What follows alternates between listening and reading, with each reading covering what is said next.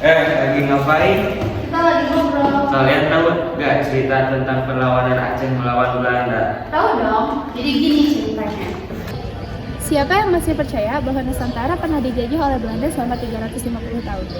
Bayangin aja, perang yang awal dimulai pada tahun 1873 baru berakhir pada tahun 1904. Nah, hal ini masih jadi perdebatan sampai saat ini. Karena dalam catatan sejarah, Kerajaan Aceh merupakan salah satu kerajaan yang bertahan paling lama dalam mengusir penjajahan Belanda yang memiliki tujuan untuk menguasai wilayahnya pada tahun 1904. Assalamualaikum warahmatullahi wabarakatuh. Halo semuanya, perkenalkan nama saya Zahra Gita Hendara dari kelompok 7. Di sini kelompok saya akan menceritakan perlawanan Aceh melawan Belanda. Tentu saja saya tidak sendirian, saya dibantu oleh rekan-rekan saya yaitu ini Hifki, Salwa Aila Zura, dan ini Salsa Nabila Putri. Dan ini adalah Muhammad Farel Diaul Haq. Perlawanan Aceh melawan Belanda merupakan suatu perlawanan yang panjang dan berdarah. Bahkan perang kali ini seringkali dijuluki sebagai perang terpanjang yang dialami oleh Belanda. Pada abad ke-19, Kesultanan Aceh sama sekali tidak terusik oleh kolonialisme. Padahal, wilayah lain sudah menjadi bagian dari koloni negara-negara Eropa yang sangat berpengaruh seperti Belanda, Prancis, Portugis, maupun Inggris. Kebebasan Aceh ini dikarenakan Kesultanan Aceh menjalin perjalinan dengan Inggris. Perjanjian persahabatan antara Inggris dan Aceh ini terjadi pada abad 18-19. Serta Thomas Stamford Raffles yang merupakan salah satu tokoh utama di balik rancangan perjanjian dua kerajaan. Kerajaan Inggris memberikan dukungannya terhadap Sultan Alauddin Jauhar Alam Shah dalam mempertahankan kekuasaannya. Sebagai imbalan, Aceh memberikan hak bagi kapal-kapal Inggris untuk melakukan perdagangan di Aceh. Selain itu, Aceh juga berjanji untuk tidak melakukan perundingan dan perjanjian dengan negara lain tanpa sepengetahuan dan persetujuan Inggris. Pada 1816, Inggris menyerahkan Kepulauan Nusantara kepada Belanda pada 1824. Dalam kesepakatan ini, Inggris tidak dibatasi untuk melakukan perdagangan di Sumatera. Namun, Belanda melakukan tindakan yang membuat Inggris berat serta khawatir bahwa Belanda akan melakukan ekspansi kebudayaan Aceh serta nantinya akan menggunakan Aceh sebagai akses untuk menutup Selat Malaka yang sangat strategis. Inggris mendesak Belanda untuk tetap menghormati kedaulatan Aceh sebagai wilayah yang merdeka. Poin ini juga terdapat dalam Perangkat London yang menyebutkan bahwa baik Inggris maupun Belanda harus menghormati kedaulatan Aceh. Aceh yang dianggap sebagai hambatan utama Belanda dalam memperluas wilayah di pesisir timur dan selatan Sumatera karena wilayah ini menjadi kawasan ekonomi baru seperti perkebunan karet dan industri vital seperti pengolahan minyak bagi Belanda. Aceh yang kaya akan merica menjadi pemasok setengah dari kebutuhan merica dunia, membuat Aceh menjadi salah satu kekuatan politik dan perdagangan regional.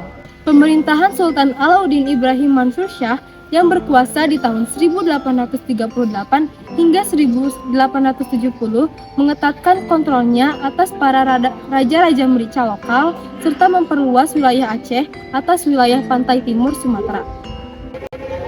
Bentrokan Aceh dan Belanda terjadi pertama kali di tahun 1829.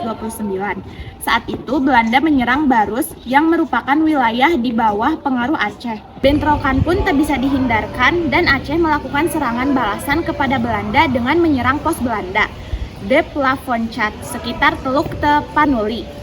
Pada 1836, Aceh kembali menyerang dan membakar kapal milik Belanda. Pihak Belanda merespon dengan memperkuat kedudukannya di Singkil dengan membangun 3 benteng di Sungai Mako, Barus. Dan bentrokan ini Belanda sukses mengalahkan Aceh.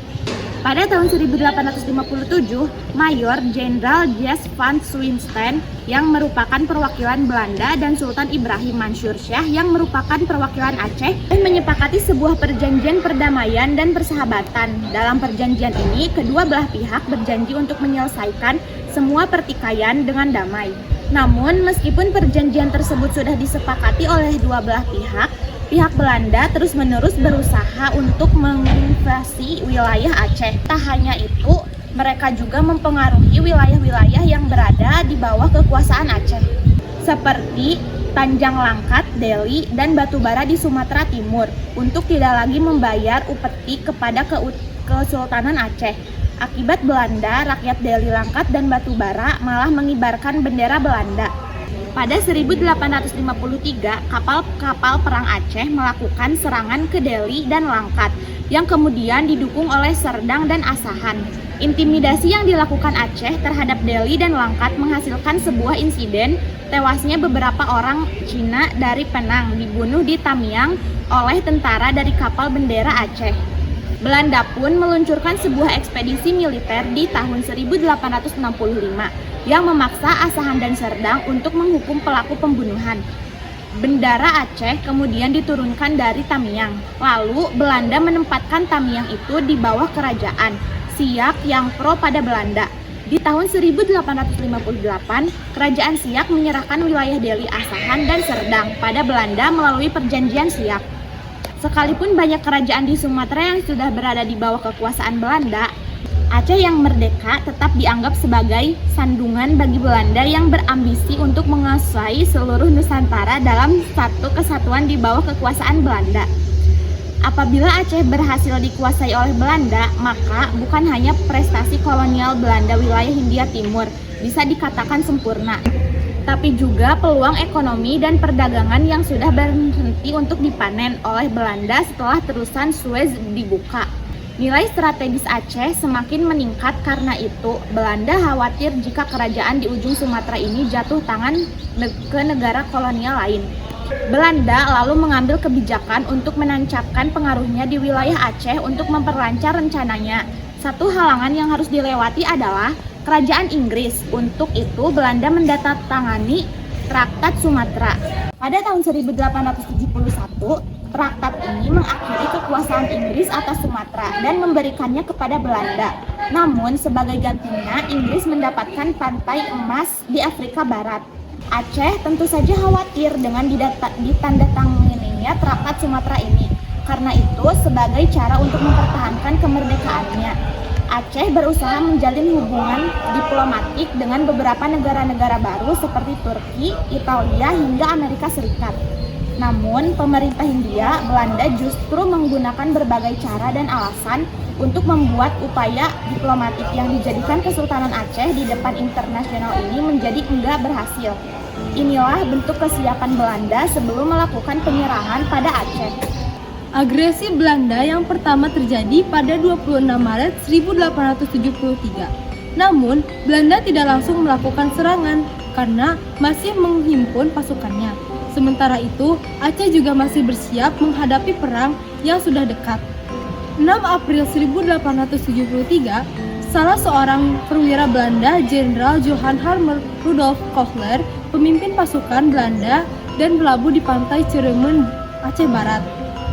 Aceh yang dipimpin oleh Panglima Polim dan Muhammad Shah mulai menggempurkan pasukan Belanda menggunakan riam. Akibat serangan ini, pasukan Belanda yang terkenal jago melawan pasukan-pasukan lokal malah lari kocar-kacir dan akhirnya mundur. Aceh berhasil mempertahankan kedaulatannya dari serangan Belanda yang pertama. Belanda kemudian mundur sembari kembali membangun kekuatannya lagi. Belanda yang tidak terima mulai memperbesar kekuatannya dan melakukan serangan kembali. Hal ini dipimpin oleh seorang perwira, Jan van Swieten. Dalam invasi ini, pasukan berhasil membakar Masjid Raya Baitur Rahman dan menduduki Keraton Sultan. Namun, pendudukan keraton ini disebabkan karena seluruh pejuang Aceh sudah meninggalkan keraton dan pergi ke hutan guna melakukan perang gerilya. Taktik perang gerilya digunakan karena Aceh kalah kekuatan dari Belanda, terlebih jika menghadapi Belanda dalam pertempuran terbuka. Jatuhnya Masjid Raya Baitur Rahman dan Keraton Sultan membuat Belanda menjadi jumawa. Mereka berani menyatakan bahwa Aceh telah ditaklukkan dan telah menjadi wilayah kekuasaan mereka. Hal tersebut tidak diambil pusing oleh pasukan Aceh yang terdiri dari ule balang, rakyat, dan kaum ulama. Mereka tetap menyusun strategi dan terus-menerus melancarkan serangannya. Motivasi rakyat Aceh untuk memerangi Belanda tidak hanya didasarkan pada teritorial saja, namun faktor agama juga menjadi salah satu alasan besar dalam memerangi Belanda. Aceh sebagai basis agama Islam yang kuat di Indonesia tidak akan pernah mengakui Belanda sebagai pemimpin mereka karena Belanda tidaklah beragama Islam. Di bagian barat, terdapat Teuku Umar yang berjuang dengan sangat gigih dengan perlawanan yang semakin luas. Belanda pun semakin kewalahan dalam menghadapi strategi gerilya sehingga memutuskan untuk menerapkan sebuah strategi yang memusatkan pasukannya di sebuah wilayah. Namun, strategi ini tidak cukup berhasil untuk menunggu gerakan gerilya pasukan Aceh. Belanda pun mulai memikirkan dan mencari cara lainnya hingga akhirnya mereka memutuskan untuk menggunakan strategi baru. Strategi seperti apakah yang direncanakan Belanda? Belanda malah mengutus seorang ahli orientalis yang bernama Sok Hung Ronch. Sok Hung Ronch yang sudah lama mempelajari tentang Islam, bahkan masuk Islam, dan mengganti namanya menjadi Abdul Ghaffar, mulai masuk dan berbaur dengan menyamar di tengah-tengah masyarakat Aceh. Hal ini bertujuan untuk memahami kebudayaan dan keseharian masyarakat Aceh sehingga nantinya Belanda bisa menganalisis dan mencari cara terbaik untuk mengalahkan mereka. Melalui penyamaran dan penelitian, Snok berkesimpulan bahwa semangat rakyat Aceh untuk terus melakukan perlawanan terhadap Belanda berasal dari peran kalangan ulama, bukannya dari para penguasa atau para kelompok bangsawan. Melalui Snok, Belanda berhasil memecah belah pasukan Aceh dari dalam sehingga melemahkan kekuatan Aceh. Belanda juga membentuk Korps Marchus sebagai korps yang terdiri dari orang-orang Indonesia atau Londo Ireng yang berada di bawah pimpinan ofisir-ofisir Belanda. Pasukan ini pada akhirnya berhasil mematahkan serangan dari pasukan tersebut. Di saat yang sama, masyarakat Aceh sedang dalam keadaan berduka setelah mereka kehilangan Teuku Cik Butiro. Pemimpin Acehnya yang bernama Teuku Umar malah memutuskan menyerah dan pergi bergabung dengan pasukan kolonial Belanda. Menurut sumber-sumber nasional, hal tersebut dilakukan Teuku Umar guna mengetahui strategi perang Belanda sekaligus mendapatkan senjata milik pasukan Belanda. Sedangkan menurut Belanda itu semua hanya karena ia tergiur uang dan kekuasaan. Beberapa waktu setelahnya, Teuku Umar kembali bergabung dengan pasukan Aceh, namun ia gugur dalam pertempuran tanggal 11 Februari 1899. Belanda begitu murka dengan hal ini, sampai-sampai mereka membuat lagu pengkhianatan si Teuku Umar yang dinyanyikan oleh KNIL. Perjuangan pun kemudian diteruskan oleh istrinya Cut Nyadin bersama Pocut Baret.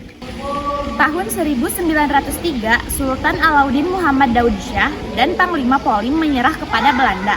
Sementara itu, Cut Nyadin masih melakukan perlawanan dan terus keluar masuk hutan di tengah kondisi tubuh yang mulai rentan.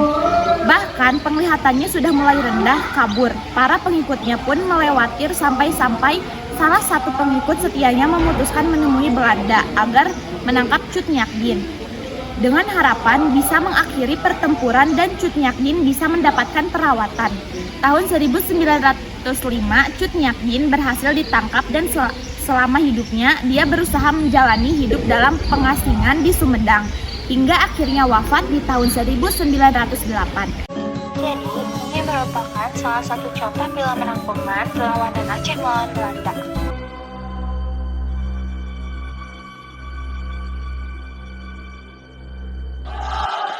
Malam ini, kalian telah datang kemari untuk syahid bersamaku.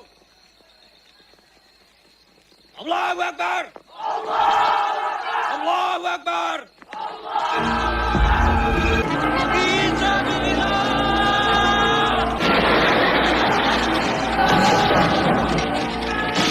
Bangun!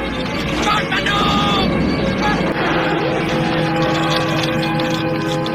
Proost op onze goede samenwerking. Op uw sukses, Luitenant-Kolonel Van Hees. Heer Lebé, Terima kasih, sudah cukup. Betul-betul luar biasa. gaat u alsjeblieft zitten. Ik weet bijna zeker dat u nieuws voor mij heeft. Voor Tuan, ik heb altijd de beste informatie. Voorvallen, steden! Hou je gezichten! Schiet niet, ons doel is alleen Teuku Umar. Neem je positie.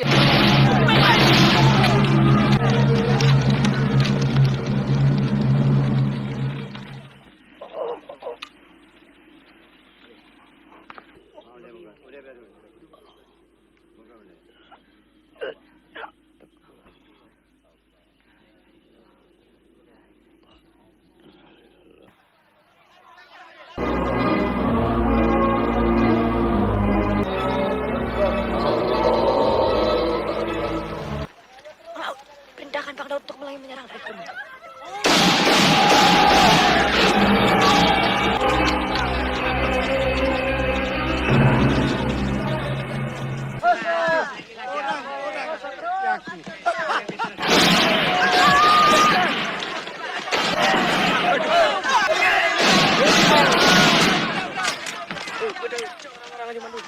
Coba dia Bandung.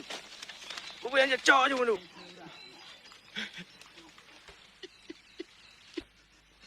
Aku macam apa kau ini? Pemaling kau.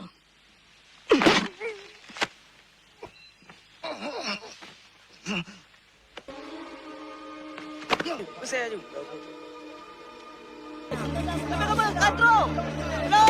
Bongkari, selamat lanjutnya. Itu mereka ke bukit. Jumlahnya banyak sekali. Kacau kau. Angkat benda bu. Itu pulau wapens.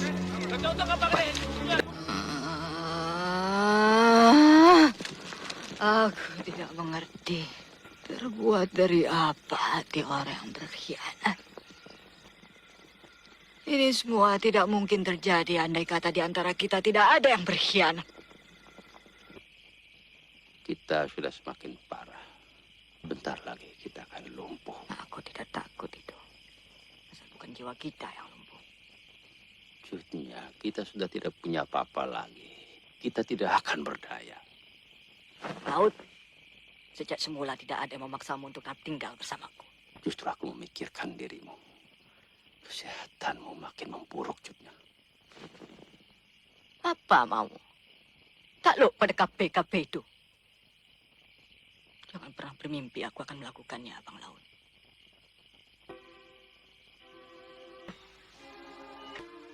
Sana banyak KP-KP.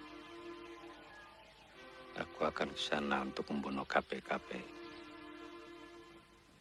Kau jaga Cutnya baik-baik. Jaga Cutnya sampai aku kembali.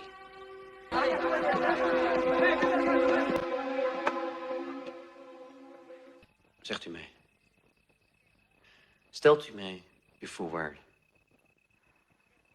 Agar Kapten tahu persyaratan yang ku minta. Apabila kelak Cutnya telah berada di tangan kalian, berikan dia tempat dan pelayanan yang layak sebagai seorang pemimpin. Yang kedua, dan ini aku minta dengan sangat, supaya Tuan benar-benar bisa pegang janji. Jangan pernah pisahkan Cutnya dari tanah dan rakyat Aceh. Aku tidak mau dengar suatu hari kalian melakukan tindak pembuangan. Kapten, hanya itu. Alas! Alas! Alas! Alas! Ayo, Bang Laut! Ini kekalahan yang paling besar. Makanan! Makanan! Tinggalkan semua barang-barang harta. Kita menuju ke barat. Tidak bertahan. Perintahkan semua untuk bersiaga. Aku yakin cepat atau lambat pengkhianat itu pasti akan datang juga ke sini. Agam, jangan Agam. Dengarkan dulu. Agam.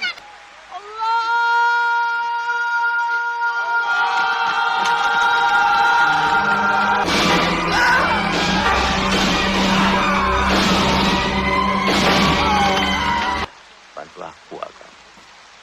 Mereka juga berjanji akan menolong Cutnya, merawat Cutnya. Kau tahu tempat Cutnya.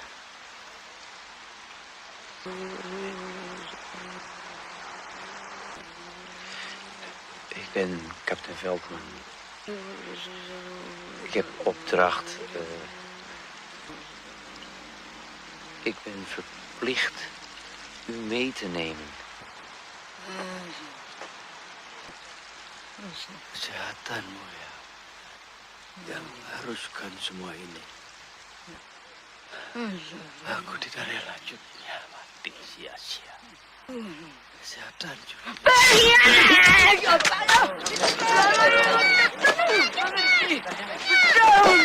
Ini kesalahanku yang paling besar. besar.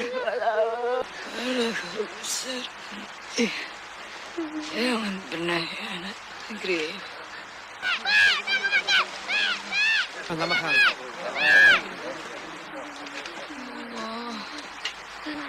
Wees voorzichtig, hij het optellen van die vrouw. Kom op maar.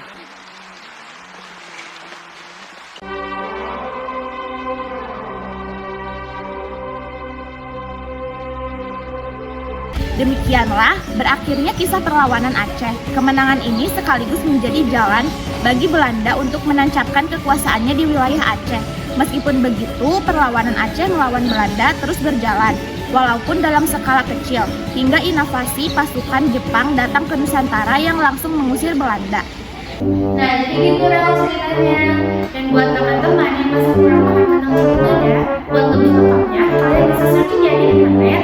Sekian dari kelompok kami. Bye-bye. See you. Halo guys, kali ini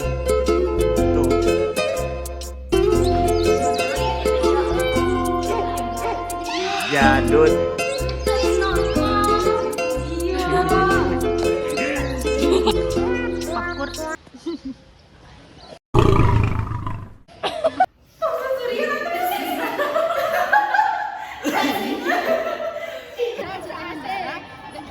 Iya anjir, naik.